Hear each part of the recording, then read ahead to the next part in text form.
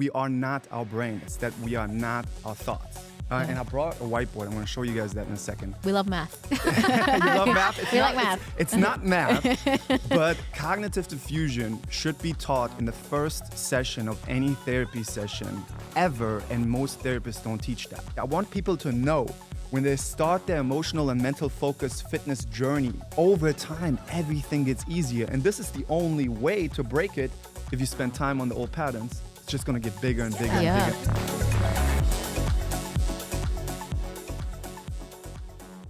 Welcome back to 80/20. My name's Georgia Sinclair, and this is Shanina Shark. And we are filming at the beautiful Spring Place in Beverly Hills. Now, we have a very special guest today. Today's guest blew up on TikTok by sharing how he overcame his own mental health challenges using different techniques he learned. And boy, does he have a lot of great information to share with us. His name is Star Jesse Taylor. Welcome to 80/20, Star. I appreciate it. I'm really excited to be here. We are very excited to have you. Now, a lot of people might know you from TikTok, but for those who don't, tell us how you got onto TikTok, the type of stuff you post about, and why. Yeah, so 10 years ago, I started having problems with OCD, and it got stronger and stronger and stronger and stronger. And in 2020, I always loved making videos. But in 2020, TikTok came out. And it was more this free creative platform where people just were themselves. First, it was a dancing app, but people also posted their inspirations, what they learned, shared it with people. So I started sharing spirituality, OCD, ACT therapy, and ERP therapy. And people really loved the tools that I shared, and it helped them. So that's how I blew up in 2020. Also, I used to be an Uber driver. I used to drive Lyft. I used to work with kids. And in 2020, you couldn't drive anymore. So, or it was really low driving. And then I would just sit in my car in Venice and make video after video after video, and it worked out. Wow. Yeah, amazing. You're an expert now, kind of like a mental health expert, would you Through say? my own experience. I do truly believe that I'm an expert, but based on I never went to school for it, not at all, but I changed my own brain. And for years. And this is, if people have OCD, ADHD, BPD, this is such a hard, challenging things. These are hard things that have come up through patterns, through traumatic past things, but we can change these things. And a lot of people say, oh, you cannot change ADHD. It's not true. You cannot change OCD. It's just in you. You're just that kind of person. It's a lie. And the biggest problem here is that many people identify, and it becomes their friend. It becomes like kind of their protection. A lot of people don't want to get rid of it anymore because it's their new identity. Wow. Because they like put it in your profile. But for the people who do want to get rid of it, you can.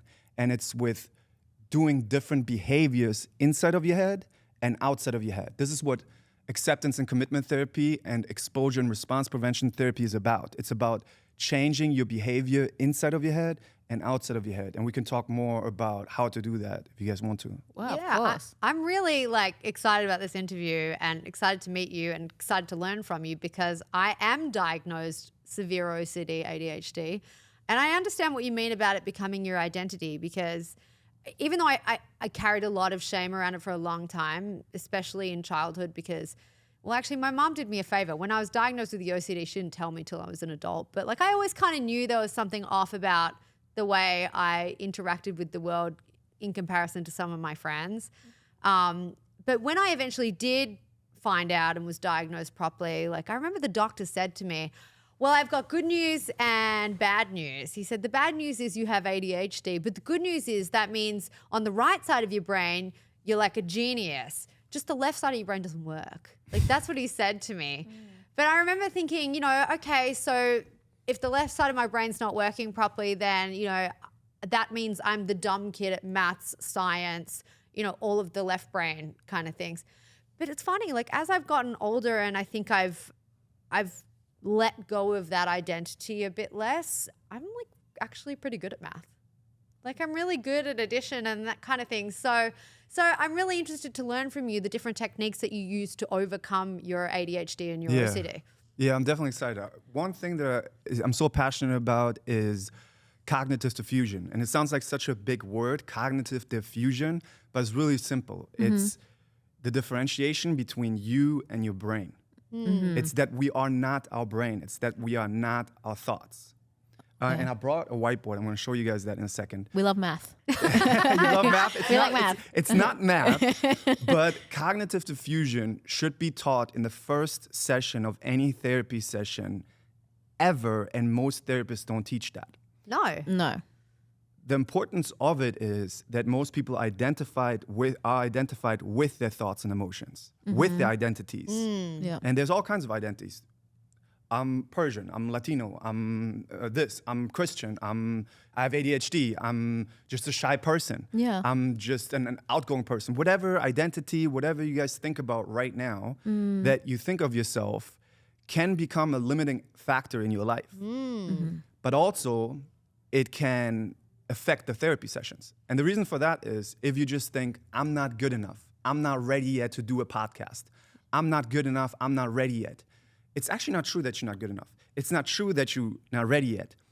The thoughts say that you're not good enough. The thoughts say that you are not ready yet. And that comes maybe somewhere in childhood. I got bullied for 7 years. Other people had traumatic experience where they got abandoned from their mom or something like that. And then they come, I'm not good enough. I'm not lovable. Maybe relationships, whatever. But they then think that's me. I'm not good enough as a person. I'm not good enough to make a podcast. I'm not smart enough. I'm not good at math enough. I'm not good at whatever to make the podcast. But really, it's the thoughts say that. And the thoughts regurgitate themselves constantly.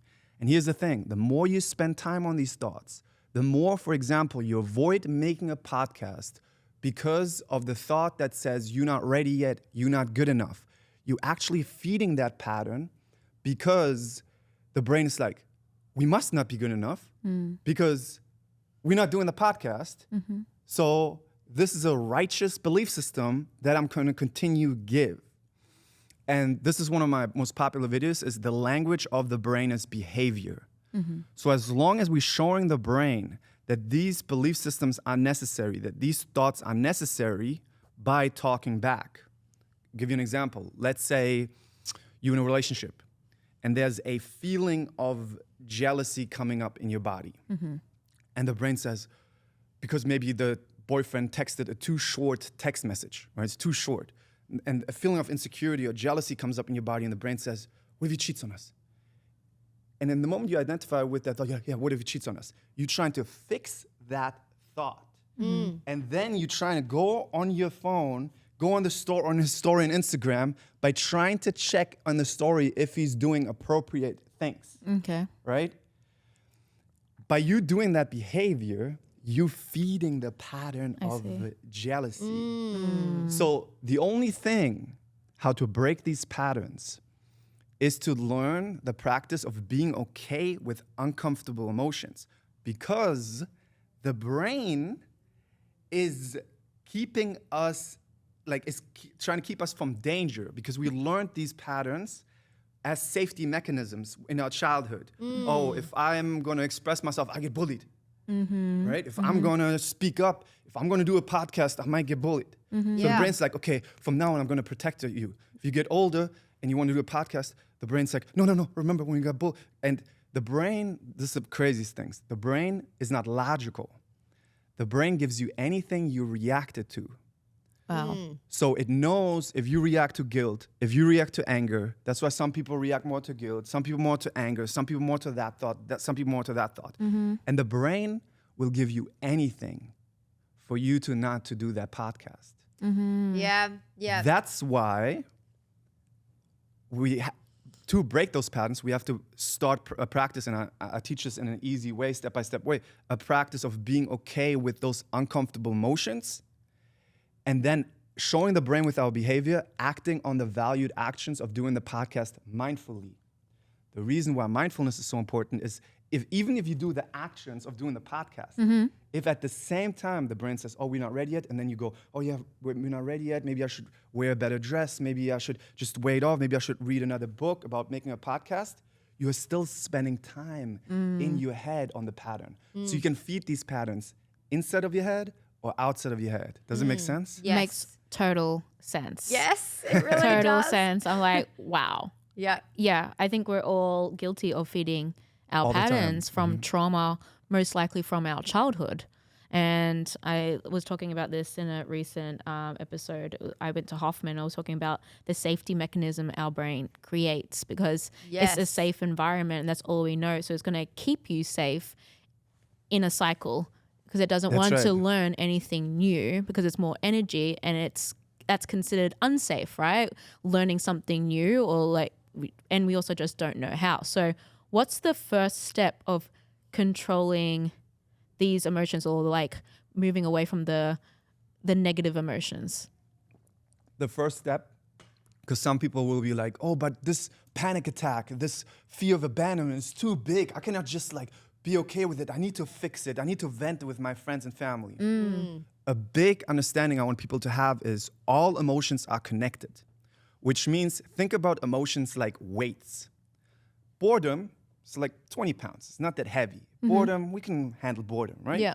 Maybe fear of abandonment is like 200 pounds for that person. Or Makes sense. jealousy is like 400 pounds or whatever for you, right? Yeah.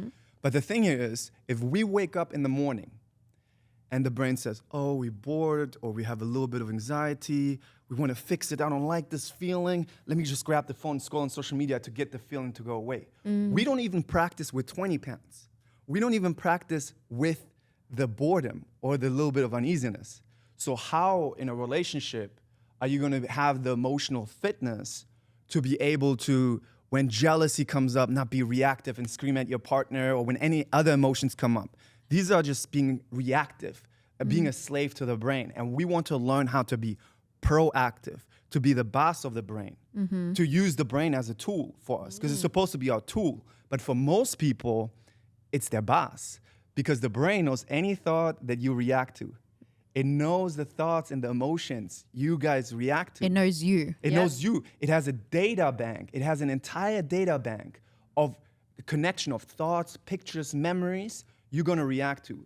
And it will use anything at any moment for you to stay safe. Those things aren't logical, but the problem is that people identify as if they are logical. And then they truly believe that they're not good enough. I'm not ready. I can't do the podcast, all of those things. Based on experience. Yeah. And based on the society. Our society is teaching you, as soon as you have anxiety, oh, there's something wrong with you, you need to fix it. Yeah. As soon as you have like depression, anger, you need to fix it.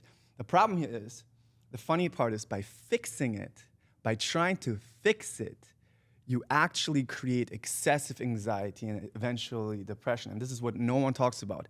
And I'll give you like a really simple example. Well, I had depression last year, so this is like crazy for me to hear. So maybe this example helps a lot. Think about you living in a house. And you have too many chairs in the house. Okay. It's full of chairs. Like there's so many chairs in the house. You have like thousands of chairs in the house. And like, I can't even live anymore. I have too many freaking chairs in the house. I need to get rid of these chairs. So now you're like throwing chairs on the lawn, you're throwing chairs outside, you're throwing chairs out the house, out the door, you keep throwing chairs out the house because you want to get rid of them. The brain looks at this and it only looks at your behavior. It doesn't understand, hey, Georgia, Shanina, I'm saying your name Shanina, right. yes. Shanina, they want to get rid of the chairs out the house. The brain only looks at your behavior, which your behavior is you're throwing chairs. You're throwing chairs out the house. Yeah. And the brain's like, Shanina loves throwing chairs out the house. No. Shanina, I'm your brain. I'm your best friend. I want to support you in throwing chairs out the house. Okay. But you're running out of chairs. Okay, let me go to the lawn, bring the chairs back in the house. Let me go to IKEA, build some chairs, bring them all into the house. You have more chairs to throw out of the house because that's what you love. Oh. Now substitute chairs with thoughts and anxiety. If you're trying to throw out anxiety, if you're trying to throw out certain thoughts, if you're trying to get rid of them, the brain is like, oh, you love fixing thoughts. Yeah. You love the healing journey. If you always want to heal, the brain will bring you more opportunities To heal. Oh, no. Yeah, this really speaks to me a lot because I feel like there's been so much, especially online, about, I feel like it's almost become like a trend to get into the healing Healing journey. phase of your life. You know what I mean? Except that healing phase seems to last for a bloody long time. It's also relatively new. Like, I feel like in the last few years is when it's really popped up that everyone's like, well, I'm just, I need to heal. I'm in my healing phase. But I feel like people are getting stuck in there. I mean, and clearly for the reason that you just talked about, I feel like I've been guilty of that in certain stages of my life. And eventually I realized, and I hope other people do too, you actually have to live your fucking life. That's right. You have to pull Because yourself out of we're it. doing the healing to live our lives. Yes. So what do we do? Do we sit on the chairs? Like Well, just do, like No. Do we pull out an axe? I wanted to approach, because you said something really, it's like a self-help addiction, right? Yes. Because it's way easier to say, I'm going to read another book about how to get ready to do a podcast, or I'm going to read another book about the law of attraction, which those things can be great tools if you apply them. But it's way easier to do all of that than face the anxiety and the thoughts of, the judgments of others if I do the podcast, or if I build my business, or the thoughts of not being good enough. But actually, if we practice, because our focus is our superpower. If we shift our focus mindfully to doing the valued actions, we show our brain with our behavior that we don't care about the old patterns anymore. But our brain's not going to like it in the beginning. It's going to be like, no, you're running on the street, little baby. You'll be in danger. It's dangerous. alert, it goes into like shock mode, like alert. Gives you all kinds of thoughts, even crazier thoughts, for you to not do it. Oh wow. It will give you anything for you to stop. But that's why cognitive diffusion is so important. It's important to know that it's just the thoughts. And it's important to know that uncomfortable emotions don't kill you. And that you're not supposed to fix it like society is always telling you need to fix anxiety, you need to fix those things. We actually want to learn how to be stronger with emotions, which creates emotional fitness, which actually in the long run is what everybody wants. You have more emotional fitness, which means the anxiety from before, the 20 pounds, is so small because you're now able to lift 200 pounds. I see. Yeah. That's what but you said, tell me again what you said earlier. To sit on the chairs. What should we do? Should we just sit on the what should we chairs? do? Should we sit on the chairs? What do we do? It's an imperfect analogy because in reality, you, of course, want to get rid of the chairs in the house. Yeah. But you want to shift from being reactive to the chairs to being proactive to the valued actions that support your life. We want to change from being reactive because our brain's language is behavior. The more you spend time, look, you cannot control the thoughts that come inside of your head. Yeah. We know that. Yeah. But you can control if you are talking back.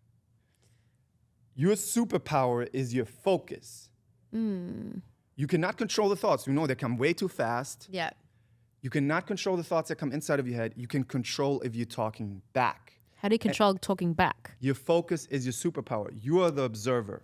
How do you know you're not this phone? Because I don't look like it. I don't know. How do you know you're not this phone? Because I'm not a phone. Exactly. Okay. Yeah. I'm Shanina. You can observe it. Yeah. Can you tell me about your thoughts? About the phone? No, can you tell me about your thoughts? Can you tell me about your emotions?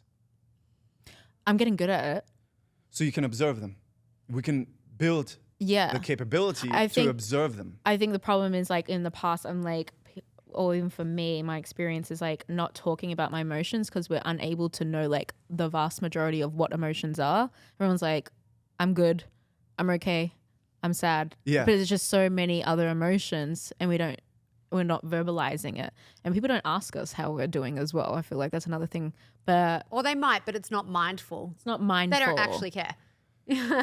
Yeah, well, we live in a world where we have a survival instinct and we care about ourselves first and foremost and our community and then the bigger things. But so a lot of people come at me, they're like, oh, you cannot just do value. That's like suppressing emotions. We have to talk about them. We have to. I never talk about suppressing, but I also don't talk about expressing. There's a middle line. It's accepting the emotions, which means you allow them, they're allowed to be there, but you spend time on trying to fix them, trying to figure them out. You allow them to be there. It's like a little baby that screams, like the little child in you, basically. Got hurt somewhere in childhood, got bullied, it got hurt, and now you want to go to a social event, and the little child screaming, no, they're going to hurt us. We're not good enough. We're not good enough. You got to be the adult now. You are the adult now. You got to take care of that little child. Take that little child by the hand and say, it's okay, I know you got hurt. We can feel this uncomfortable emotion. And we're going to that event. And the more times you take that child to that event, over time, because people always want a quick fix, it never works.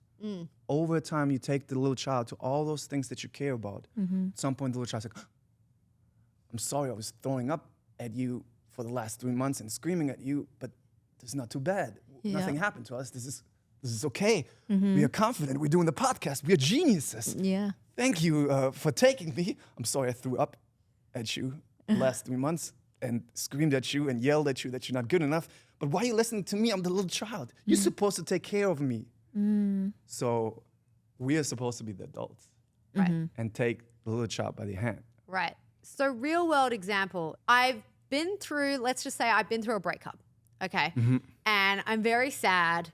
Maybe feeling, I don't know, jealous, insecure, not good enough, like all of the range of emotions that one might feel if they've been through a tricky breakup, especially if they've been broken up with, even worse. So you're going through those feelings, and I guess what you're saying is rather than like focusing on those emotions, which perpetuates them, you just have to say to yourself, you know what? I'm feeling sad. That's normal. I'm feeling jealous. That's normal. I'm feeling, insecure. That's normal. Moving on. Is it a good time to bring Bring out the whiteboard? Bring it out. Let's do the math. This will be very helpful. So I don't know if the audience can see this well. Yeah, if they're watching on video, yes. Yeah? Okay. So this is you, right? And we already talked about cognitive diffusion, that these are kind of the thoughts that usually people identify with. Okay, so we've got a little stick man in the middle. Yeah. And he's in between some thoughts. Not good enough, not ready yet, don't love myself, I forgot the myself here. And I have to heal trauma first before I can do anything. And then, so these are the thoughts that people a lot of times identify with. And then we have feelings of insecurity, anxiety, guilt, and fear. And all of this, we already talked about this, just to wrap it up, comes from past patterns. This is the reactive side right here. This is the reactive side. The thoughts come in, and we talked earlier, right? We cannot control the thoughts coming in. They come in because in the past we spent time on it. So the brain is just like doing its job. That's what I bring up, because in the past we spent time on it. Yeah, it's familiar. Right? Maybe there was trauma somewhere in childhood, and then the child, we're not good enough because mom left. And then the thoughts got more deeper and more specific. Yeah. And over time, they got so strong that you just identified, I'm just a shy person, I'm just not as cool as everybody else, etc. So these are the identified thoughts, and these are the emotions. And we cannot control the thoughts coming in, but we can control if we talk back. And if we talk back, we are feeding them, and they get bigger and stronger and more powerful, and you're more identified. Same thing with the emotions. If we, and this is called compulsions, a compulsion is anything you do to control a feeling, to control a thought, to control, to try to avoid a feeling, a thought. Example, let's say you want to go out to a social event and you have a feeling of anxiety. If you now avoid going to that social event because of the feeling of anxiety, you are doing a compulsion, which is you staying at home because of the anxiety. So this is called a compulsion. And with that, you're feeling the isolation, but also feeling less good enough and more anxiety, because you show the brain those valued actions must be dangerous because you're avoiding going to do the valued actions. So your brain, I'm your best friend. I want to protect you from the danger. And what are the tools the brain has to protect you? It doesn't have arms. It doesn't have tentacles to pull you back from the social events. It has three things: emotions, thoughts, and bodily sensations. So it can give you panic attack sensations, it can give you depression, it can give you anxiety to keep you from going to those social events. This is how the brain works. So this is the reactive side. You are being reactive to the already existing patterns in your body, which then you're feeding those patterns. Now, by that, you're staying unconscious and you're living your life based on patterns. You're being a slave to the brain. You're staying in your old habits. Nothing is changing. Yeah. And this is all based on this error here, which is your superpower, which is your focus. Your focus, I want everybody to remember, is really your superpower. My best friend. Your It's my best friend, because it's you. And you decide, now, is it easy to focus if your whole life you've been like pulled in by the thoughts and what? No, but same thing with your whole life. You haven't been going to the gym and have only eating Big Macs. Yeah. It's not easy to now start working out. But when you start working out, it gets easier and easier. I want people to know when they start their emotional and mental focus fitness journey, over time, everything gets easier. And this is the only way to break it, because if you spend time on the old patterns, it's just going to get bigger and bigger and bigger and bigger. Yep. So this side, and trust me, I'm coming to the heartbreak. I just have to because this is also new. You know what I mean? It makes sense. Yeah. So this is the reactive side. So the only way we can break this pattern and create new things in our lives is by becoming proactive. And we actually are not going to try to be proactive with thoughts and emotions so much. That's not the biggest key. We want to become proactive with valued actions. Wow. Okay, so what are the examples of valued actions? So in my coaching and my courses, I like to give, just to focus, this is something that, the Value Garden exercise, by the way, by Mark Freeman. Check him out, guys. He has a great book, You Are Not a Rock. Awesome. He's amazing. In my eyes, he should be on Joe Rogan. He's the best mental health person on the internet. Wow. I truly believe that. Great. But so he made up the Value Garden exercise, and I made up, in addition to the Value Garden exercise, I made up these 7 values for people to focus, to give them an easier way to find their valued actions. Because that's a big question that people say, what are my valued actions? And move away from like the past patterns. Move away from the controlling feelings, thoughts and all that. But because by controlling feelings and thoughts, you're just feeding the patterns, right? Makes sense. So we going to, so the valued actions, right? I make like usually 6 to 7 valued actions, categories, values, so to say, that everybody uniquely feeds in a way that they want to. It's very much uniquely specific to you, to your life. Yeah. What you want to spend your time on, right? It's not like this cookie cutter thing, but Like you have to hit all 7. It's just like you will hit all 7 kind of. Okay. But the actions that you use are totally up to you. Okay. Those 7 is just to focus, but these are not the actions yet. These are just the direction. I explain. Okay. So number 1, physical fitness. Everybody should have physical fitness. If you have a body, if you don't have physical fitness, you're dead. You don't have energy. if you don't have physical fitness, you're dead. Yeah, you're kind You're of dying. dead. Like You're it's dying. not a good life. Yeah, You move are- it or lose it. Yep. But if you don't have physical fitness, you don't have the energy to do podcasts. Yeah. You don't have energy. You don't have the energy to spend your time on what you want to spend your time on. Yeah. So that's why it's so important. Second, creative expression. I would consider this right here, creative expression. We're doing a pod. So we're Absolutely. feeding the garden right now of creative expression right here. Yes. Yeah. Right? 3, romantic relationships. 4, family and friends relationships. Both, I sometimes put them together. Relationships are important in our lives. You don't always have to be in a romantic relationship. Yes. Because but as human beings, we are connection beings, and being around people who want your well-being, even just being around people, even if you go to just outside to like a mall or something, can be really useful and helpful. Yeah. We kind of give energy to each other. We need people. Connection. And people, exact Yes. connection. Yeah. I love it. When Yes. people isolate themselves, not a good thing. We all know that, right? So number 5, relaxation. We all need relaxation. We burn out. We all need, and relaxation could mean to you actually the work rate. This could be relaxing to you. That's why it's unique, Yeah. right? It could be mindful walking. It could be meditation. We talk about meditation more because meditation is the number 1 tool to actually break those patterns. And if we got time, I'll teach you guys the meditation that is actually the most effective to build this emotional fitness and to change your patterns. Yes, please. Oh, yeah. Yeah, we need that. Business Yay. / money. Yep. Yep. Without money, we don't have freedom. A lot of people in society are like, why are you so obsessed with money?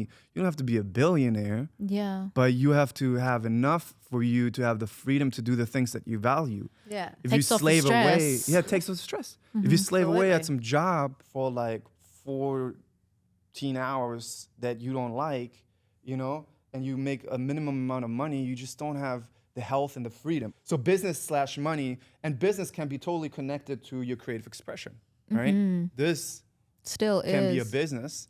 It can support you guys.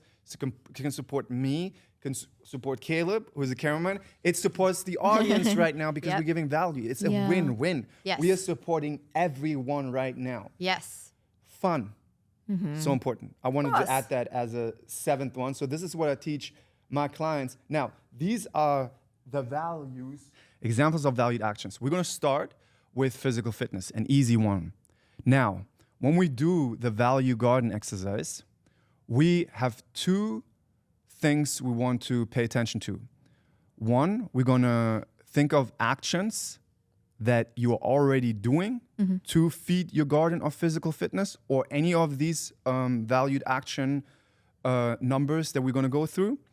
And the second part is we're gonna name actions that you want to do, but the thoughts say, the patterns say, we're not ready yet, we're not good enough, oh, maybe we get judged for this, etc. All right? So are you guys up for doing it? We're in the hot seat. Let's go. Absolutely. All right. Yeah. So physical fitness, we start with an easy one. If you're at home, you can do this at the same time with us. Take a pen and paper. It's such a great exercise. The reason for that, you don't want to just do it in your head because your brain can trick you. You wake up in the morning and the brain says, oh, check the phone. Oh, what did the ex say last time? And you spent an hour ruminating, doing this. But if you actually have a whiteboard like this and you have the actions written outside of your head, even on your phone as a reminder, as notes, you get reminded. You have it outside of your head. Your brain cannot trick you. It's harder to trick you. Okay. So, physical fitness. What I Shanina, do? what are you already doing? Yeah, what I'll do give you you some do, examples. Jesus. Okay. Hot yoga. Pilates. Pilates. So you already do Pilates. How often a week do you do Pilates? At the moment, I'm slacking. That's what I'm laughing. Shut up. Well, I just had. This is good. This is good. Everybody Yeah. out there has no, like I've is just resonating been with this. tremendously sick also. Yeah, So I was she like, has. actually, I'm like just trying to keep my, what is it like? Just my body's a temple. I don't want to work out right now. Yeah, that makes sense. Pilates. How often do you usually do you go? I would like to do 3 times a week. You want to go 3 times a week, okay? Yeah. 3 times a week. What other things are you doing? Could be even, and healthy eating could be part of it. We can even put meditation in it because it's also I'm a healthy for your biohacker. body. Great, you're a biohacker. This is so funny because And what actions does Shanina the biohacker do? I feel like we should add some context here. No, it's totally fine. What? So Shanina, I used to call her the bio slacker because every time I would talk about biohacking, she'd roll her eyes. And then She's a biohacker. yeah, I was rained a biohacker, so I'm a biohacker. yeah, recently, Get used to it. recently, Shanina and I You're started rained reading with a this. sword. Yeah. Reading this book and With a now she's vegetable. realized she's an actual biohacker because she lives a healthy life. So there you go. I do live a healthy life. Shanina the biohacker. I'm Yes. gonna write that on top. Biohacker. Yay. Shanina Shanina. You got it Shanina, right. I think you got to Shanina, put biohacker in biohacker. your Instagram bio at this point.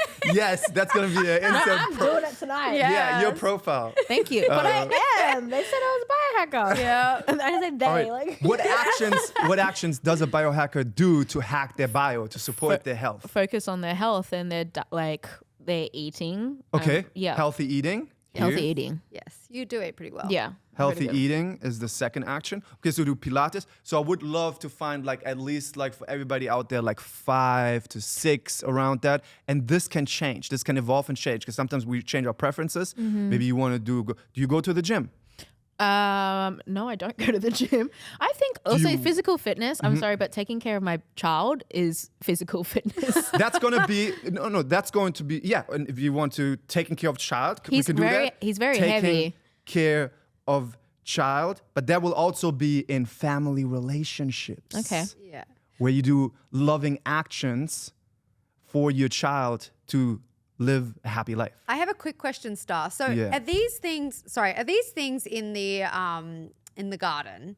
Are they things that we are currently doing, or could these be things that we want to do? No, it's both. You want to Okay. write both down because both are part of your life. And then we want to figure out, because we show ourselves that we trust ourselves by doing both. Right. Living our lives is the best mental health exercise. Yeah. Because while you're doing a podcast that you don't feel ready yet, there's going to be the patterns coming up. Yeah. You doing the podcast is you showing your brain that you trust yourself. Yes.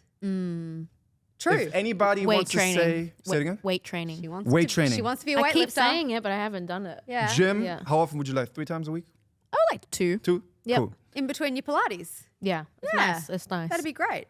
That's a good amount of right here. Okay, Let's go anything? to Are you going to meditate? Meditate. Yeah, add that in meditation. there. I And think she Yeah. needs by it. the way, I need everybody, it. I think she needs it. She's a mess. She really needs it. Help.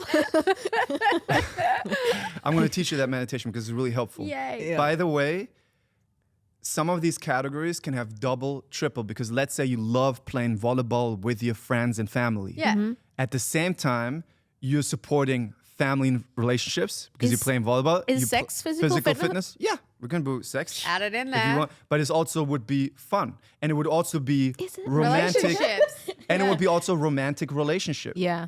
So Yeah, it's an that's a action. good one. And with sex, a lot of people don't understand, it's actually also an action to give the partner. And it's two people come together who kind of like want the same amount of sex, like Yeah. the value. And it's something that supports the relationship. And here's something that triggers probably a lot of people out there. Sometimes you can have sex even if you don't feel like it, because it's a loving action that supports the relationship. I'm not saying every time, but I'm saying if some people are like, no, how can you say that? It's the foundation of ACT therapy to say, just for everybody to know, you not feeling like it can be the same feeling of you not feeling like going to the gym, you not feeling having sex, you not feeling doing this or Right. that. Yeah. I think I kind of get that because I'm agree. understanding the sense. Sometimes maybe I don't feel like having sex or like not doing it.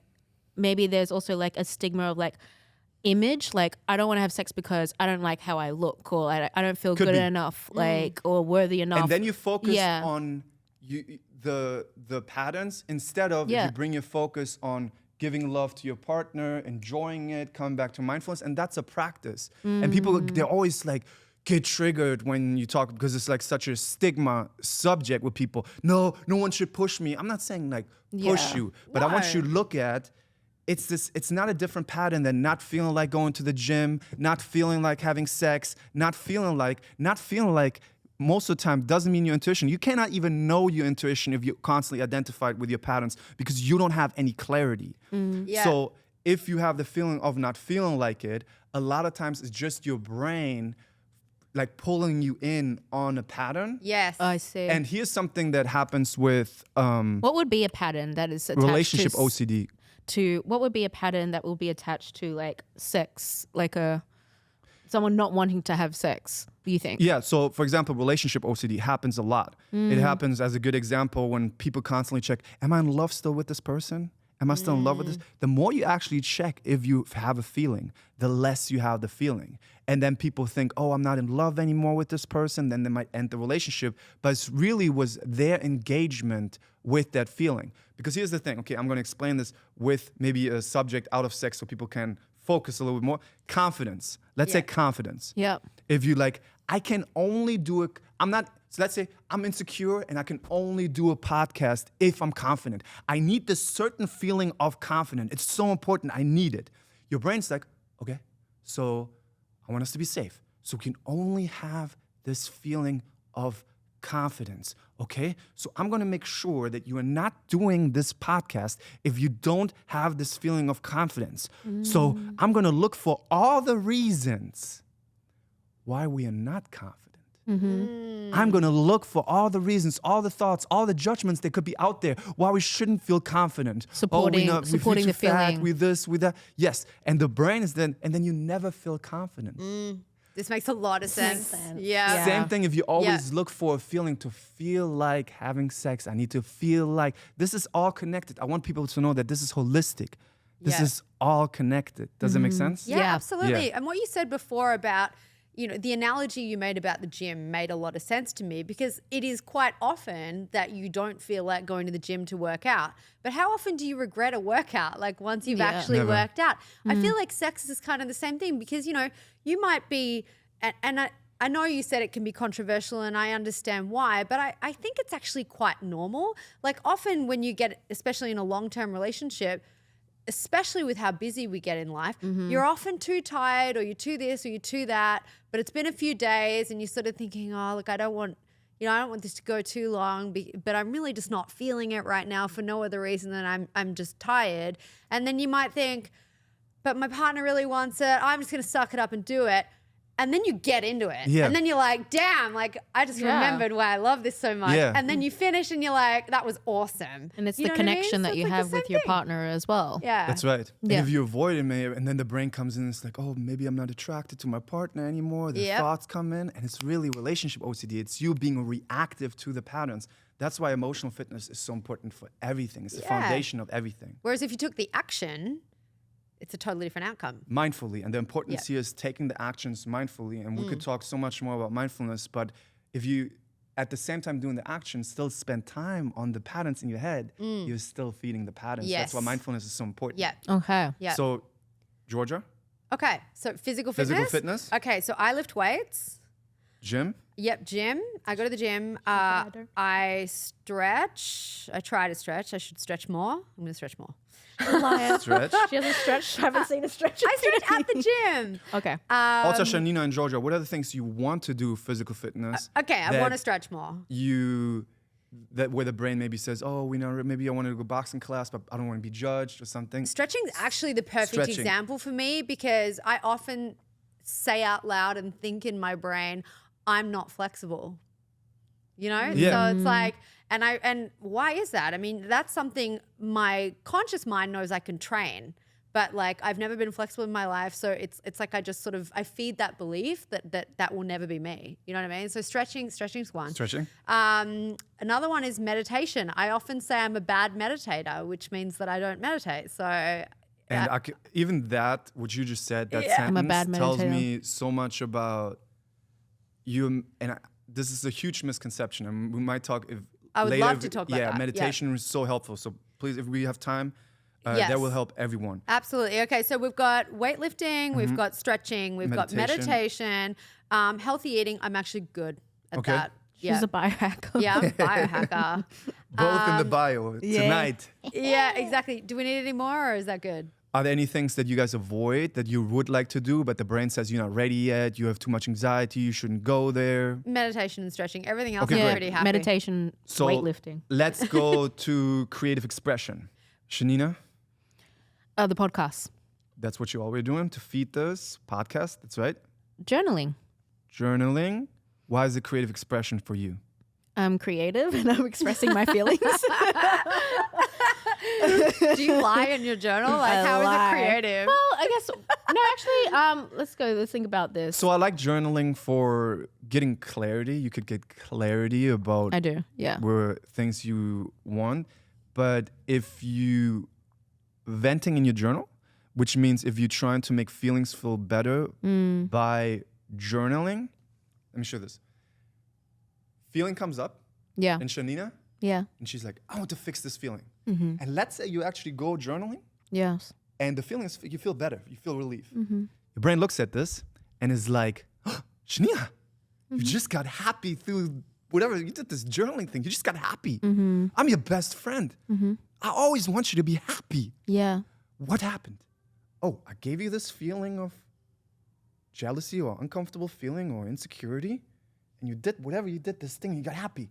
So the only thing for you to be happy, for me to do, is just give you more insecurity, more jealousy, because then you can do your favorite hobby again, which is fixing feelings, which is journaling. Yeah. So it seems like something good, and society is teaching that. Yeah.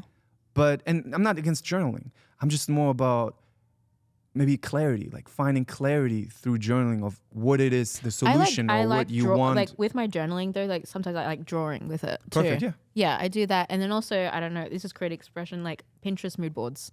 Yeah. Yeah. Love that. Love She my loves their Pinterest mood board. I love the mood board. Pinterest mood boards. Yes. I love it. What else? Creative expression. My job, like content creating. Content creating. Perfect. Is that something that you feel that you do very well or something you want to improve at? I want to improve at. Yeah. Content For creation? me too. Yeah. And what do you want to grow? What direction do you want to go? What do you want to spend more time on? I think like how it looks, you know, and that could be from like cameras or like what I'm wearing and the locations. So I'm always trying to just make it look and feel better and be authentically me. And those I like that. The values underneath would be the authenticity, right? Part. Yes, yeah. But also you say, I want to look better. But you want to look better because it's more entertaining for the audience. And they have an easier time to watch the content. So it's actually an action of love for yourself, for the audience. You want to create more beautiful content. Yes. So we can always It's like an art see- for me, I guess. Yeah. Yeah. It's And making good. movies. Making movies? Yeah, like all the videos, like the content creating, like I edited all myself. I love that. Yeah. On CapCut or Splice. Splice? Yeah. Love Okay, that. that's cool. So Yeah. content creating. I want people to know actually, a lot of people avoid putting their face on the internet and like sharing themselves. But content creation is actually such a great mental health exercise because there will be anxiety, there will be judgment, but by the little child will scream, no, they judge us, we're not ready yet. By you doing it over time, you are building trust in yourself. This was Georgia and I, like we had such a fear with content creating in like showing face or doing it more. I still do. Yeah, I still do. I'm as comfortable well. podcasting now, but I'm not comfortable making Instagram content and TikToks yet.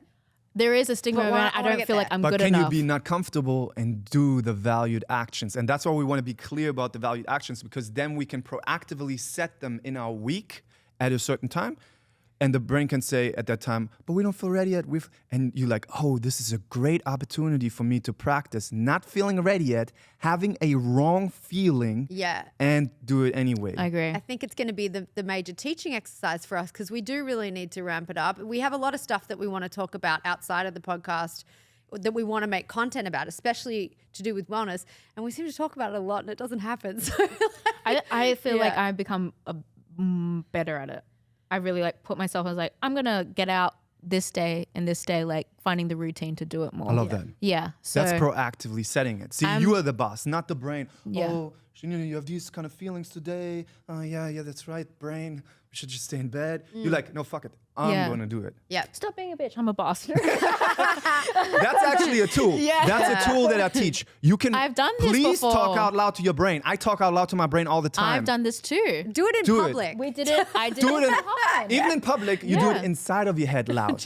Yeah. You can have a loud voice inside of your head. That's your voice. Yeah. When you run, the brain says, oh, but what about this view? No, brain, we're running right now. When you run, you run. When you walk, you walk. When you're on the restroom, you're on the restroom. You're not on the phone. Yeah. When you walk and the brain says, you're like, no, brain. Or but what about your ex? No, brain. We're doing this creative thing right now. And the more you cut it off, the more territory you take, the more you show your brain with your behavior that you don't care anymore about this. You care about the valued action. So you Yeah. can cut out X's like from your brain. Kind of.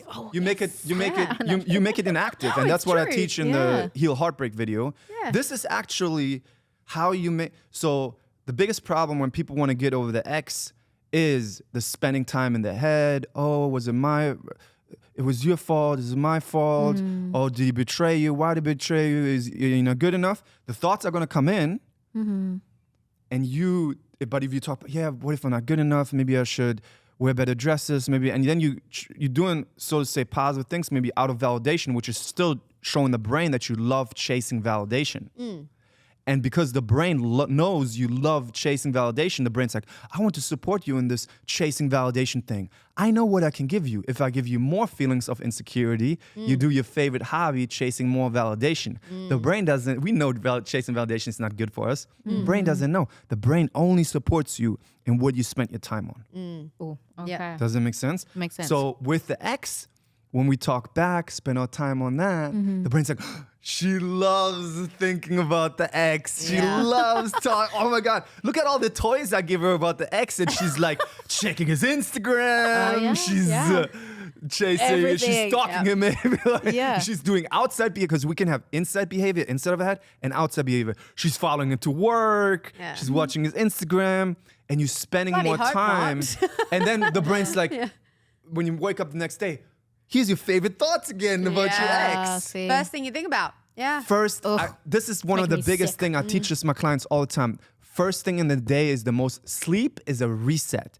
First thing in the day to start your. If you start your day with compulsions, you're gonna continue your day with compulsions. If you start your day ruminating, your brain's like, oh, this is what we're doing all day. This is super great. Yep. If the brain says, oh, check the phone, check Twitter, check X, check Instagram, check whatever, and you do it. Because, oh no, there's some interest. You identify with thought, oh yeah, I'm interested about that. And you grab the phone, you are a slave to the brain.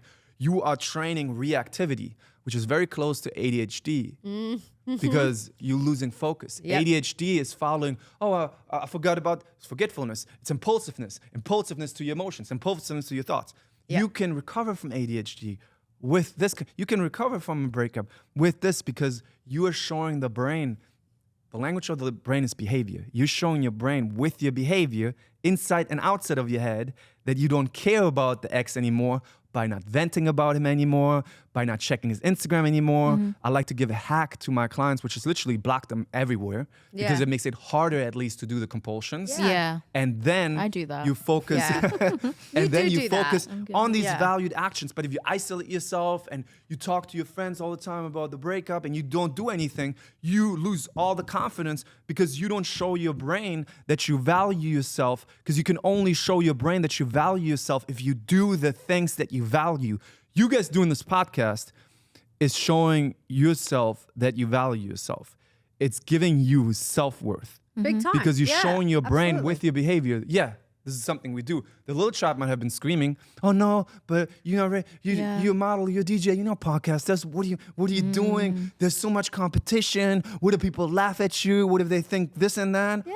Right? The child did scream, but Exactly. we fought And- back. Yeah. We did have those conversations. It's like supposed when to we were scream. judged. It's supposed to scream. Yeah. And hate it. You also don't want to hate on the child because that's also engaging. You want to be like, that's okay, child. And we mindfully doing this. And over time, you trust yourself. You get stronger. You be more confident. And the child trusts you. the child trusts you. Yeah. Now we feel Namaste. very comfortable about it, but really we were there, as I'm sure every podcaster was before Yeah. they got started. Yeah. Exactly. Yeah. Right? You Yeah. can speak from experience now. Yeah. And then you can take this, and the next time you have something with the new content creation that you have now, where the brain's like, oh no, but this is something different. You're like, I did this before. I just have to be okay with the wrong feelings and do more valued actions. Like we talked about before the podcast, you don't have to be perfect. You just have to take up more territory. Yes. And a lot of people are like, oh, I did compulsions again. I messed everything up. I have a great analogy for that, actually. Let's say you go to the gym. You say, I want to go to the gym Monday, Wednesday, Friday, and Sunday. And you go Monday and Wednesday. And then Friday, you're like, yeah, I'm tired. You drink alcohol. You eat cake. And on Saturday, you wake up and you're like, damn, I fucked everything up. I might as well stop. Did you get stronger? Yes, you did, because you went Monday and Wednesday. Now, okay, Friday, you went a little step back. Cool. But if you go Monday and Wednesday again, and even if you don't go any other days, if you continue going, you get stronger. We just want to add more healthy patterns Yes. and make it messy. Yeah. Don't try to make it clean, because especially a lot of people with OCD are like, no, Yeah. my plate is not clean anymore. I have to restart on something. I have to heal my trauma first. I need to clean this up. I need to do this. Yeah. Trying to you heal your trauma by doing the actions, accepting uncomfortable emotions. Yep. Not by reading another absolutely. book about it. Yeah, that really resonates. You with like me. reading books. I love reading books, though. Look, only because I found that a really unhealthy pattern I got into was watching a ton of television. So books became my alternative to television. So even though I'm reading a ton of books, I'm not reading them to heal. I'm reading them to learn, which I think is Yeah. a really positive thing. It's great to read Yeah. books. And then either we read science fiction to enjoy it, Yeah. but when we use self-help, we want to use the tools. Not Yes. just, okay, nice, I'm so productive. I read a book. Yes. And now, no, I want to start my podcast. I just read another book because I need more information. Because if I Yeah. get more information, I have more perfection, and then I cannot get judged when I start my podcast. I need more control. Yeah. It's the control and safety that people are And the seeking. perfectionism. Yes. Yeah. No, that's been a big thing for me in the past.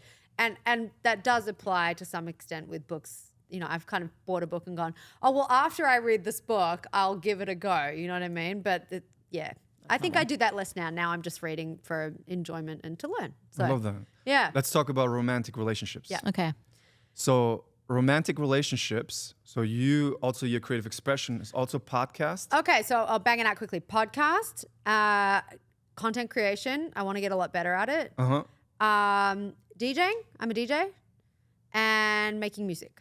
DJ. Is there anything you guys want to do? You already said that. But that you want to do, but the brain says you're not ready yet. For me, that's content creation. But I did just think of one more. I want to do more live speaking events. Live speaking events. I love it. Yeah. And what is the brain saying? The brain's saying... Mine's acting. Yeah, yours is acting. Acting, love it. Yeah. Sorry. See, you found something where the brain said, You're like, what is it? What is the brain saying for acting for you and live speaking events? So you use it saying, uncertainty, or what if I get judged, or Uncertainty, maybe not good enough. love it. Okay.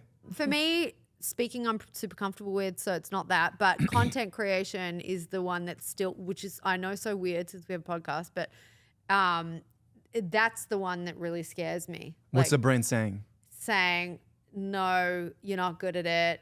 No one's going to care. You're not going to get any engagement. It's not going to be pretty enough or aesthetically pleasing. I love it. Yeah, terrified. So what I want you guys to say, instead of my thoughts, can you guys say, and this is a great tool for the people to use at home, the thoughts. The thoughts say, what do they say? The brain says, or the thoughts say? Go ahead. The thoughts say, I'm not good enough, that I have anxiety when I create content. The thoughts say, the thoughts. I have anxiety, there's anxiety, yeah. Yep. And? The thoughts say that no one will care. The thoughts say it won't be polished enough, pretty enough. And yeah. Okay. The thoughts say, I'm not good enough. Not you, not good enough. Not at all, right? Has nothing to do with you. Bashar actually says, the existence doesn't make mistakes. So you must be good enough because existence doesn't make mistakes. But the thoughts, the pattern comes from somewhere in the childhood or your parents or people. So you don't have to fix that right now. You can have the thought, I'm not good enough, and you do the acting anyway, mindfully, and cut off the thoughts when they come in. You just do more of the actions that support your acting career. Same thing with you. You do more of the actions while not feeling good enough, while feeling the feeling of insecurity. And what will happen over time, you will actually show your brain with your behavior that you're good enough. I see. Yeah. Yeah. No, I believe that's Yeah. true. You said before, don't talk back to your brain when That's your right. brain talks to you.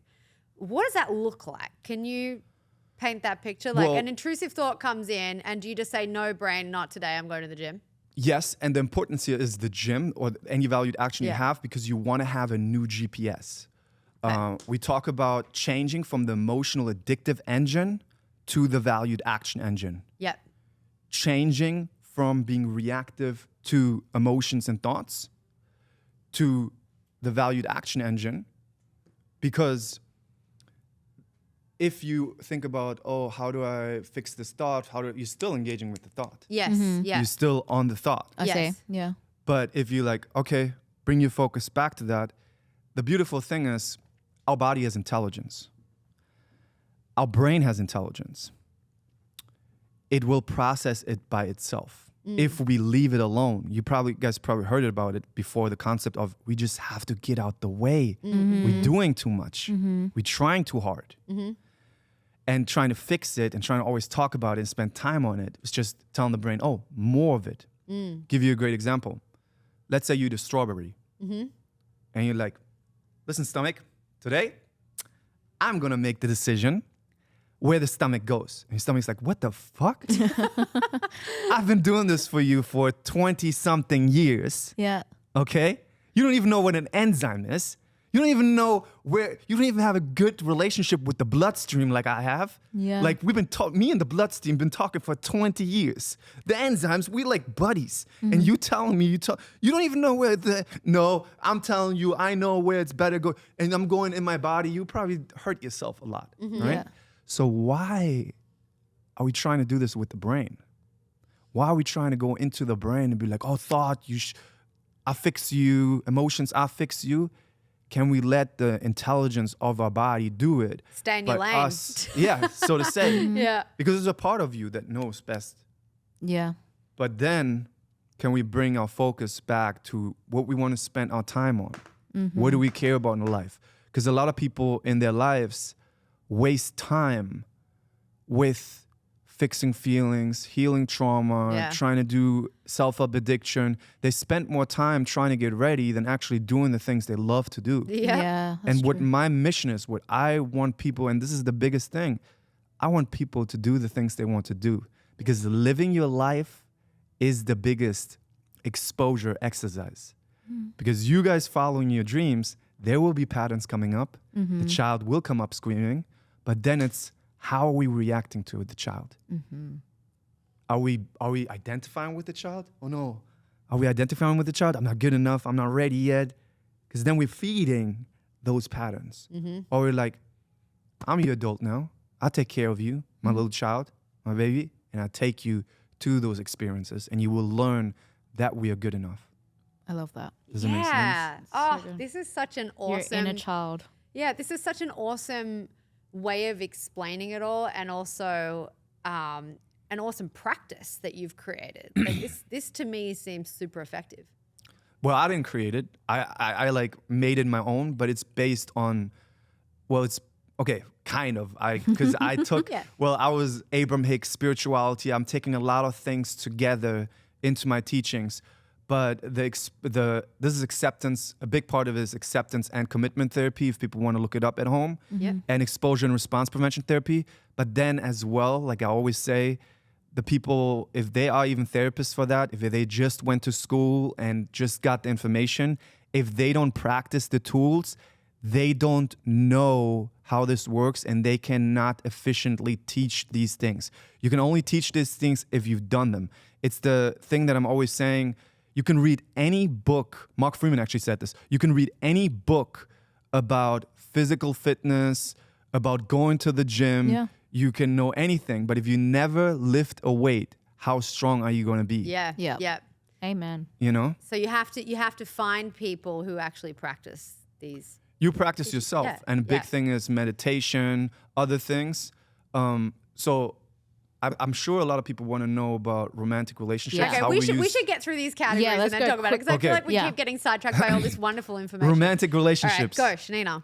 Oh, me. Oh, no. Yeah. But I got to give you some preface for that. 'Cause Okay. This is, for people at home, it doesn't matter if you're in a romantic relationship or not.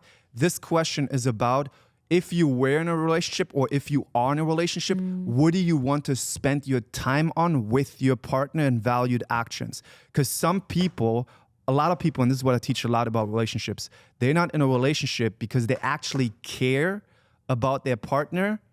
They actually don't love their partner. They love the way their partner makes them feel. Yeah, okay. So they actually care about, it's a lot of emotional addiction. They're chasing a lot of emotional addiction and they think their partner is responsible to fix their feelings. And then their partner becomes another drug addiction. And mostly it's one part, like they're both intoxicated, like they're both doing compulsions. Like it's not, there's no relationship that is emotionally addicted where not both partners are doing these compulsions of trying to fix feelings, of doing hot and cold games. You know the hot and cold games. Oh, I text less than you to make you more curious and interested. Playing games. Which we is know those increasing. games. Yeah, which works on a lot of people because they're identified with emotions and thoughts and they're reactive to these emotions and thoughts. So this is why this is so important. You can only be manipulated in a relationship if you are reactive to your patterns, if you are reactive to emotions and thoughts. I have clients, I have girls where their boyfriend, for example, knows if they make her guilty, if they say, you a bad girlfriend because of this, she tries to fix the feeling of guilt. Yeah, that's a common And does one. anything. Yeah. So if you don't have valued actions in a relationship to have a map in a direction, there's a big saying that's like, if you don't have intentions for your life, other people will make intentions for you. Oop. So that's why it's important to have these kind of valued actions. And if you're in a good partnership, at some point when you're close enough, not in the dating phase, maybe because you don't know each other that well, but when you're close enough, you want to actually set valued actions together that you want to spend. And it can be really simple. Like if both people love traveling, if they love going to the gym together, sex is a part of it, all of those things, creative expression, maybe they want to create a business together, maybe they love spending time at Starbucks or going to the gym, whatever it is together, right? Having kids? Huh? Having kids Yeah. together? Yes. Yeah. Yes. Getting those married? things. Getting married, yeah, it's Yeah. also a Okay. value. It's your preference. Society always gives you, and we know all the red pill, and I like a lot of things about the red pill because they have some rational thinking over there. But a lot of this is like right or wrong. This is right or wrong. This is what you have to do. You have to live like this. A man has to be this. A woman has to be this. And with some of these, I agree, to keep our society, the majority of society, the family together, which is a healthy society. But at the end of the day, it's your life. It's your preference. It's your preference. Don't think, when you do these things, don't think, what does society want me to do to live a good life? It's what do you want to do? So Romantic relationships. Shanina, romantic relationships. Are you in a relationship or not? Yes. What do you already love spending time? And only what you want to share, by the way. Okay, What do you already love spending time on with your partner? What actions? What activities? Like family time. Nice. Family time? And what do you usually do family time? And that can be like as simple as spending time together, hanging out, but do you like chill at home? Do you go to the mall? Do you like to go skiing? Do you like to go Family travel time, together? I love we like go to the park together. Park. Yeah. Park. Love it. Okay. What do you love about the park? Is it the connection you built there? The nature? The spaciousness? Yeah, like I love seeing the connection, like seeing everyone happy and having fun and joyful. Like we're all enjoying the time together. And then my So son. that would also be on your fun. Yeah. And it would also be in your relaxation. Yeah. I love that. See how it all goes? Like you can have it double and triple? Yeah. So what it else? feeds my soul. I love it. What else? Cuddling. Cuddling. Love it. Cuddling. And do you like to travel with your family? Do you like Yeah, to I like traveling traveling? to nice, like exotic beaches. Exotic beaches? Okay, I love it. I'm a Love beach. beaches. I'm a beach girl. Yeah, me too. Yeah. Guy. Sex? Sex. She's just, Sex.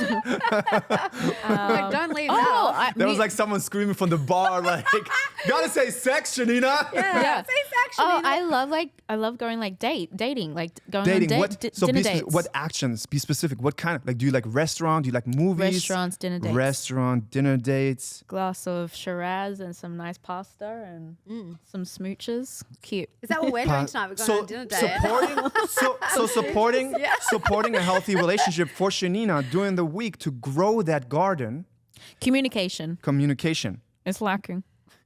Okay. I'm laughing and I made that We're going to joke. talk about communication in a little bit. What I want to say, we want to look at the value garden, right? Let me ask you guys something. When you look at these actions that we write down in the value garden, this is really two important questions that I always ask my clients at the end. What do you guys think is the water of the garden? How do we grow our garden? What's the water? It's very simple to answer. You guys probably overcomplicated. Some overcomplicated. What feeds the water? What is the water of the garden? How do we grow our values? Self-love? How do we grow our values of the garden? I'm just taking a guess. Action. You can guess, of course. Yeah. Action is Action ding, is ding, the ding, ding, answer. ding. Okay, okay. Ding. You win $1 million. Yes. For that- Hang on, am I right as well? Because like I feel like the underlying emotion behind action is self-love. Like I want my life to be better, so therefore I'm Yeah. gonna take action. Okay, let me ask you this. Maybe I'm wrong. Let's say you You're don't- wrong. let's say around the corner someone has a bag with $1 million. Yeah. And you don't love yourself right I'm now. out of Right. Yeah. You don't love yourself at all. She You're just gone around the corner. you have thoughts of not loving yourself. Can you go do the actions and grab the bag? Okay, so While the not loving actions yourself. create the self-love. Maybe. That's right. Yeah, okay. It's reversed. People have it reversed. Yeah. People think I have to have love first. You have to show your brain that you love yourself by doing things that you yeah. value. Makes by sense. taking care of yourself, taking showers, doing things, healthy eating, But your by patterns are gonna supporting tell you yourself, sometimes showing you your don't brain love that you're yourself. important. Say that again. Sometimes your patterns tell you don't love yourself. Yeah. That's right. Going on But you dinner don't dates react with to your the best patterns. friend later. Yeah. Maybe having a smooch. A smooch. Shanina and I are going out for dinner after this to have pasta and Shiraz, which is I why I love keep this. cracking this joke. Let me ask you this, both of you. Yes. Do you guys think your garden cares about your emotions and thoughts? No. No, it cares about action. Yeah, that's a good one. Shanina, what's the answer? Same? Yeah. Right answer. Perfect. Now imagine $1 million. Imagine I'm your guardian. I'm your guys' guardian right now. Okay. Okay? Hey, Shanina. Hey, shorty. Hey, shorty. What? Is that an inside joke? Yeah, yes, it was Okay, because I know that Shawty's think in our group. Shawty's are friends. shorty. Okay. Yeah, Okay. yeah. Yeah. So your brain. So your guardian calls you shorty. There's Okay. a lot of inside Yeah, jokes in this yeah. episode. We should stop that. It's No, that's not totally inside fine. to anyone. I'm gonna be in the circle now by saying Yes. I'm as your guardian, shorty.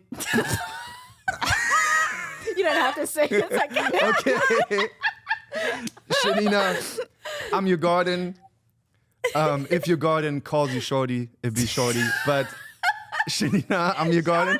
This is good because you guys are laughing and you get kind of like the picture, the gardens right Yeah. here. Oh, yeah. So, Shanina, it's so cool that you're sitting on your bed and you have this thing called anxiety. I don't know what it is. It's cool that you have this feeling of anxiety and the feeling of and the thoughts of not being good enough to I don't know what it is, but have fun with it. But listen, can you see the garden of creative expression? Can you go to movies? Can you do the acting thing? Can you go to auditions? Because it's drying out right there, okay? Can you take the anxiety that you have, the thing, I don't care about it, but it's drying out. So take your anxiety and feed that. Even relationships, romantic relationships. Maybe you guys haven't been done a lot of times these things during the last weeks or months. And the garden's like, hey, Shanina, it's great that you've done all those like busy other things and you just like now scrolling on TikTok and but see the garden of romantic relationship. Can you do some more exotic beaches and sex and restaurant dinner? So adding those things proactively during the weeks is so important to feed over all the patterns. Now while you're going, if there's the feeling of not feeling like it or anxiety, it doesn't matter. You show your brain, we go anyway and focus mindfully on just having that experience because that's part of emotional fitness. But adding that is adding water to that garden and is supporting your relationship. To the acting is supporting the acting. Does that make sense? So your garden doesn't care about your emotions and thoughts. That doesn't mean we don't care about your emotions and thoughts. Again, some people say, oh, you're suppressing emotions and thoughts. The paradox here is by actually doing the valued actions while accepting. It's accepting. It's not suppressing. It's not expressing. It's accepting. We allow the emotions to be there. Yep. We're not trying to fix them. We're not trying to control them. They're allowed to be there, and we focus mindfully on the things we want to spend our time on. By doing that, paradoxically, we actually build a better relationship with the emotions. Yeah. But the thing that many people teach, like venting, oh, you need to vent, or you need to, at the therapist session, tell everything about the past thing there. By trying venting? to fix the feelings, by venting, you're hurting your mental health. Yeah, because isn't it like your brain doesn't know the difference between you actually going through the experience and you thinking about it because it's just reliving it. Yeah, you show your brain that you want more of it because you spend your time on it. Yeah. And Like, women vent a lot. Yes. We Yeah. just like to sit on the couch. We like to go on dinner dates and drink our wine and vent about. And I think for most of us and myself, or what I've learned is like venting and talking about it is healing it, but it's not. No, and the more you vent, the more it becomes an addiction. The more you need to vent. Yeah. you're The more addicted to every it. time a feeling comes up, oh, call Lisa, call Georgia, call Shanina. I need to get rid of this feeling. And is there really a friendship or a friendship based on fixing feelings? Yeah. Don't look at me. I'm thinking. I just heard a lot of feelings. I feel like Because I'm the one. We're going to be in silence Yeah, I was going to say, I'm the one that she vents to and she's the one that I vent to. And I'm just thinking, what But the you fuck guys are we going to talk about also at dinner? supporting yourself each other with a podcast. So Yeah. you're Yeah, also what are you carrying. doing? Yeah. today. Cool. Bye. That'll be it. No. Yeah. So this will be the new thing. What do you Yeah. guys want to talk about? What do you guys want to spend your time on talking This? about? What are your interests? Positive What do you care stuff. about? Yeah, exactly. I want to talk about feeding my garden. Yeah. We And can talk about our You gardens guys supporting more. each other, super great. Yeah. Yeah. Romantic relationships, Georgia? Yes. So I'm not currently in a romantic relationship, but if I was in my ideal romantic relationship, it would be talking, communicating. That would be the first one. Doing adventurous stuff together would be another one. Going out for dinner, like spending quality time that way. Sex, obviously. I would like to get married one day. I would like to have a child or two. Probably physical fitness, working out, socializing with other friends, like other couples and stuff, and just having fun together. You know, just doing like fun things together. So for you right now, it would be because you want a partner. Yes. So you want to ask yourself, okay, and this is so great to have because you see what is your ideal life like and your values, what do you care about, what you love, you spend your time on. And then if you go out and spend your time on those things, a lot of times you meet other people who have similar values. Yeah. And then if you choose events that are based on your values, based on your interests, and then if you share yourself in a way that you value instead of sharing yourself in a way based on patterns, that's also deeper, where maybe someone is on a date and they're like, oh no, I can say that I love Pokemon cards, or I have a feeling of embarrassment right now if I say this. Then you react into your patterns and the person cannot get to know the real you. And then it's not really maybe two people who fitting each other, if that makes sense. That makes so it's a lot of also sense. a practice to share yourself in a way that you value and not based on your patterns. Yeah. Yeah. So there's 7 categories, and like I feel like we've spoken so much, you know, and in such depth on each category. Yeah. We don't have to actually go through all of it. I would This is love for to, but just for the I'm mindful of time-wise, everyone's time. yeah. So what are the other categories, and then people can fill it out at home. fun, and some of these categories will be double and triple. Yep. So fun, Yep. business/money, Yep. creative expression, Yep. which we already have, physical fitness, Yep. family relationships, Yep. and romantic relationships, Yep. and the last one, relaxation. Yeah. So relaxation could be mindful walking, whatever's relaxing to you. Maybe hanging out with your friends is relaxing to you. Yeah. Yeah. But you insert the most impactful things into your week, but also the things that you want to grow, the things that you haven't done yet, and you want to grow, and you do them with the wrong feeling. Yeah. Even if the feeling comes up, I'm not ready yet, I'm not good enough, you start doing them step by step. You don't have to like use this big chunk and see this big mountain. Really, those goals are based on like small steps. Yeah. Maybe Shanina is, make an acting reel, or connect with some people, or go take an improv class. Yep. Those are actions that support that. And you can go do that with the feeling of uncertainty. But it already shows your brain, we're doing this. I love that. So that's why this is so important. And this all brings us to the heartbreak question. That now heartbreak back. question. Which, by See? the way, was meant to just be an example, not this huge climax. But anyway. Yeah. So, by people, and this is in the heartbreak video that I have on my YouTube, we need to stop spending time inside of a head on the thoughts. We need to stop spending time outside of a head on checking the Instagram and checking, right? And we should thing with block them. everything. Or it helps. You can, yeah. Yeah, it supports it it. helps. There's some cheat codes that you can use to make it harder to do a compulsion. It's harder to unblock it, at least a little bit, right? So I would say, block it. And then change from the emotional addictive engine, trying to fix the heartbreak, trying to fix the emotions, because all that you will just do, I want to get rid of the loneliness. Let me go on Tinder, another compulsion. Let me go on Tinder, get rid of the loneliness. Guess what teaches that the brain? You love fixing loneliness. Let me give you more loneliness. Right. You love fixing loneliness. That's your hobby. And then more venting, more Tinder. And you like get in a spiral of wasting your life trying to fix emotions instead of building emotional fitness. So we need to change the GPS, like GPS in the car, to the valued actions. And like I said, this is not suppressing emotions. You will actually understand that by focusing mindfully on the valued actions and practicing the skill of being able to have any emotions while doing it, will build emotional fitness and a better relationship with your emotions. So it is the healthy way. And it's not, and a lot of people, because a lot of people, there are some people who want to stay in their kind of like suffering realm, and they might comment on my post, but I like venting, it like gives me relief, and I want to keep venting. You don't understand, this is good for my mental health. It's bad for your mental health, but you'll figure it out. I mean, I'm not even telling people, don't believe me. Don't believe me. I don't care if you believe me. If you do this, I have thousands of people that I work with who have tens of thousands of people on my Instagram and my TikTok who done these things, who have a total different life because they changed the engines. So don't even believe me. Try it out. But really, you cannot say, oh, I tried it out one day, because that's not how it works. Yeah. So It's like fitness. It's like saying going to the gym and your personal trainer, I want to have a 6-pack or 8-pack in one day. And he looks at you like, you have diabetes, you're totally fucking fat.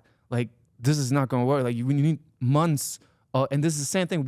We trained the unhealthiness for months by spending time on fixing feelings, on the patterns. Now we're going to train healthier patterns. But you will see differences. You will see in weeks and months. So what you're saying is, if rather than leaning into that emotion through venting, through checking Instagram, like whatever it is, feeding it, focus on valued action. Rather than fixing the emotion and trying to control the emotion, and especially don't make the emotion wrong, we are human beings. We have emotions. Because as soon as you make the emotion wrong, as soon as you're trying to fix it, you teach the brain, you love fixing, you love engaging with it, and the brain over time will give you more opportunities to fix emotions. So, I'm a human being, I have emotions, but ask yourself the question, right now, what do I want to spend my time on? What do I want to spend my time on? I do want to spend my time on living my life. Yeah. I do want to spend my time on hanging out with my friends. I can have anxiety while hanging out with my friends, and I can focus and act in a way that I value. I can go to the gym. I can do my podcast. I can do the acting, and I can have feelings while doing those things. Even though my brain is telling me I do want to spend time focusing on my challenging emotion, no, I want to focus on those things. Well, of course, your brain, this is the way it sucks you in. Because your brain has a data bank and knows exactly what you react to. Yeah. It knows exactly, maybe you got abandoned by your mom. You react to abandonment issues. Yeah. So when the breakup happened, you get more of those. And no, we need to get him back. We need to get him back. Yep. And it gives you more of that. And you get feeds into it. that emotional addiction. Yep. Most relationships are really, nowadays, in more of the modern cities, emotional addictive relationships. It's not two people, two partners on the same team. It's two enemies fighting for feelings, trying to get the power in the relationship, trying to get the feeling of love, sucking it out of the other person. It's not actually two people on a team caring about each other, doing valued actions to support each other. Yeah. And those relationships, the feeling of love will still be there. Yeah. The same feelings are there, but it's not this emotional, addictive, drug addiction, back and forth, hot and cold game to manipulate, to suck feelings based on fears. You only trying to fix, and you will have different relationships when you change your brain. This changes your brain because your brain's language is behavior. By changing your behavior inside and outside of your head, you changing your brain, and guess what's changing as well? Your addictions. You don't have those addictions anymore. And then you will be, this is the funny part, you will be attracted to different people. I used to be attracted to bad girls, like not like good girls. Be attracted to bad boys. And Did I, you? Yeah. And I wasn't. Probably still am. And I was also Damn it. At least you're honest. And I was also doing compulsions. Yeah. But when I changed my mental health, I'm now attracted to different women. And some people are like, but am I then not attracted to them? No, you're still, it feels like the same attraction. But it's a healthy relationship based on valued actions and not based on fixing feelings. I love that. I Yeah, know. that roadmap makes all the sense to me now. That makes Does it make sense? I'm Yeah. writing It's not, it's hard for me to explain all of this, of course, in 90 minutes, Yeah. all Yeah. of this, but I'm trying my best to simplify it. And even the more, people say the more they watch my videos, the more they get like then the picture, oh, this side makes sense now. Yeah. But it's all this foundational thing of, Are you reactive to emotions and thoughts? Yeah. Or are you proactively living your life? Are you showing your brain, that little child, what you care about and what you want to spend your time on? And the only thing that's in the way of many people of doing that is they don't want uncomfortable emotion, and they got taught that uncomfortable emotions are wrong, you need to fix them, which actually causes more mental health problems and more uncomfortable emotions. But if you're able to do valued actions with the uncomfortable emotions, you will actually build emotional fitness. You will be calmer over time, you will be happier, and by the way, you will feel more comfortable emotions over time. Because your brain is a very effective organ. It will only use what you use. Yeah. So over time, if you don't use spending time on the old patterns, spending time on the ex, thinking about them, spending time on the I'm not good enough, that's why I'm not doing the podcast. If you do the podcast anyway, your brain's like, hey, I'm a very effective organ. I'm bougie, okay? Look at me. I'm a genius brain thing right here, okay? I've been giving you these dangerous feelings for months now. I know you feel uncomfortable. You're not using them. You're just living your life. You go to beaches, you go traveling, you have dinner with you do this podcast, you do acting.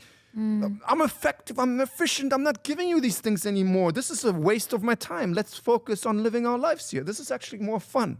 Does that make sense? Yes, it makes so much sense. It's funny that you said, I don't know if I can get this across in 90 minutes. I feel like you've explained it actually very clearly, and I've learned a lot. But there's one thing that you mentioned before that seems to be, the most important thing, the most important ingredient in it all, and that's meditation. Is that right? So you have a specific technique. Can you tell us what it is? Well, it is not so much my technique. Well, it is my technique, kind of, because I sprinkled some things in to explain the meditation better, but it's the simplest meditation, but it's also the most uncomfortable meditation for people. But that's why it's so great, because it builds emotional fitness. It is a silent meditation. I also like to call it an emotional fitness meditation. And I think the best thing for the audience, what I'm going to do right now, I'm going to make you guys do it. Okay. And I'm going to guide you guys through it. Okay, so wait. you learn how to meditate, and they're going to learn how to meditate. But didn't you just say not guided meditation? You're going to guide us and teach us. It is not, yeah, that's a great point. Okay. It is not a guided meditation. Okay. But I'm going to be, you are going to continue that relationship that meditation by yourself in silence. But I'm going to right now, through teaching while experiencing, it's not so much that I'm guiding, I'm more acting as showing you the relationship in your head with your thoughts and emotions, and you're gonna have some silence in between while doing that. So you will see what I mean. It's not a guided meditation for you then. I'm just showing you how to do it while you're doing it, basically. Okay, awesome. Let's do it. All right, just a comfortable seat. Yep. Don't do this meditation lying down. You'll fall asleep. Just comfortable seat. Don't have a spine. You can have an erect spine. You can have a straight spine. Just don't slouch, but you can also have a slightly supported here with your back. So you're slouching a little bit, Shanina. Just bring your butt a little bit more. Yeah, perfect. Okay. So, but you still support it. You feel it, right? Yeah. So your spine is not completely crazy straight. You don't have to be like this. You can, but you have a little bit of support in the back. So now I want you guys and usually you would have a timer, and you start usually with 15 minutes. Don't do less, because it's just way harder, because in the beginning there's a lot of maybe thoughts, but do 15 minutes, the shortest one that you start with. And but today I'm going to be your timer, which means you guys are not allowed to open your eyes until I tell you. Okay. Okay? All right. So I want you guys to close your eyes now. Perfect. And Georgia, just look straight ahead. So I just want you guys to now focus on your breath. And that can be the breath that comes inside and outside of your nose holes, like feeling the air of it, or in your lungs, your chest. It doesn't matter. You just choose one, and you bring your superpower, your focus on your breath. And thoughts might come in and say, but which is it? I don't even know if I'm meditating right. Or what are we doing? We're here on a podcast and meditating. And you're like, no, brain, I'm not talking back to you. I'm focusing on my breath. So no matter what the thoughts that come in that say, oh, but what you should do after, maybe there's groceries, maybe this, maybe that. You're like, no, brain. And you come to your breath. You don't even have to say no, brain. You just bring your focus to your breath. And you stay with your focus on your breath, and maybe 2 seconds later, 5 seconds later, there's thoughts coming in. You don't try to get rid of these thoughts. There's a big misconception of, oh, you're not supposed to have any thoughts. But the more you think you're supposed to not have any thoughts, the more you hate on thoughts, and the more they come. So you let all the thoughts be there, and you just focus on your breath. And your feelings, some people think in meditation, oh, I'm supposed to feel relaxed. No, in this one, the emotional fitness one, you can have any feelings and thoughts. And maybe you have the feeling of anxiety or insecurity or happiness or sadness, whatever feeling you have, you let it do what it wants to do, and you just stay on your breath. So you guys just stay on your breath now. There's nothing to do right. There's nothing to do wrong. You can have all the thoughts and feelings, and you just stay on your breath. And I'm going to be quiet for some time, and I'm going to talk whenever again. But you're going to coach you guys through now yourself by just staying on your breath. And no matter what thoughts come in, you don't talk back. No matter what emotions come up, you don't try to fix them. You let them do whatever they want to do, and you just stay on your breath. And be very lightly on your breath. You don't even have to like crazy focus. You just watch it and don't engage with the brain. Don't talk back to it. They're allowed to be there. They're allowed to be around. But you just stay on your breath and don't do anything. And any feelings of impatience or the brain saying, oh, there went something wrong or there's some interference, you allow all of it. You just surrender and you just stay on your breath. And you're okay with any emotions and thoughts. And whenever you're ready, you just open your eyes. So this meditation, again, there's 2 misconceptions. A lot of people think you have to be relaxed or you don't do it right.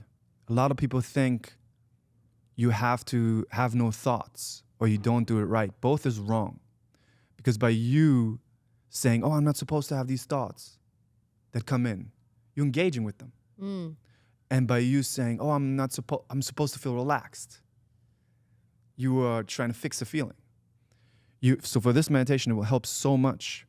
For 15 minutes a day, maybe first thing in the day, to just sit there and make the measure of success not feeling good, just staying on the breath and see it like a badge of honor to have any emotions and thoughts and stay on your breath. Impatience will come up. All your guys' patterns will come up. Thoughts, oh, you're not meditating right. You're not good enough. And you just stay on your breath and you don't react to those things. It's the same reflection as in life, staying on the valued actions. In life, you stay on the valued actions, no matter what anxiety, insecurity, oh, I want to do acting. But I have the feeling, if you meditate, there's a feeling of impatience coming up saying, oh, get up from the meditation, get up.